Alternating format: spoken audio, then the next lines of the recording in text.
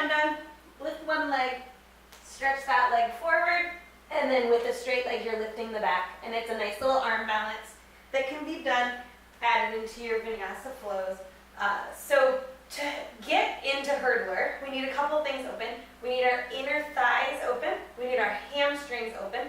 We also need our back body engaged. So the back leg, we need to have engagement of the glute and the low spine, even some opening in that front hip flexor. So I'm going to run you through some of the drills that I like to do to get ready for hurdler's pose, and I'll show you how I practice getting into hurdler's pose.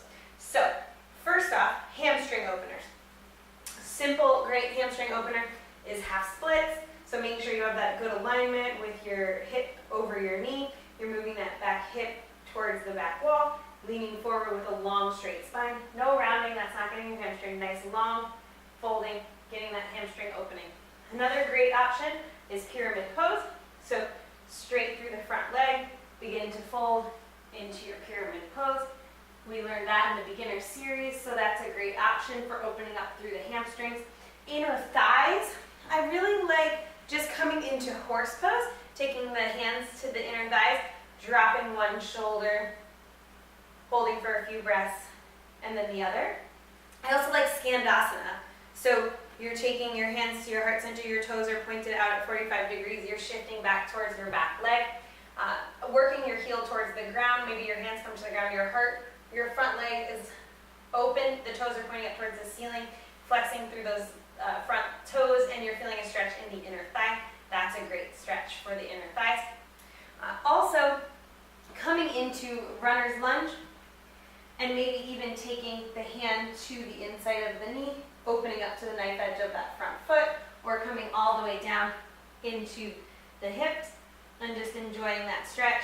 That'll help get you prepped for your hurdler's lunge. Trying to think, the other things I like to do to prep here is I like to work in plank and do some chaturangas there. Also some heel lifts, really firing through the glute, bending through the knee, and lifting up here as well. Those are great exercises to get the back leg prepped for hurdler's pose. So when you're first starting hurdlers, it's really an easy transition to come from low lunge and try it. So you'll start in down dog. You're going to step the right foot to the outside of the right hand, and you're just going to begin to wiggle that right leg under the right shoulder, and you're going to be planting your hands underneath your shoulders, bending at your elbows, and begin to fold. You'll look to the right, and then you can start to practice lifting that back leg. So let me show you from the other side so you can see. So left leg up, steps to the outside of the left hand, and then you're just going to wiggle that left arm under, hands under the shoulders.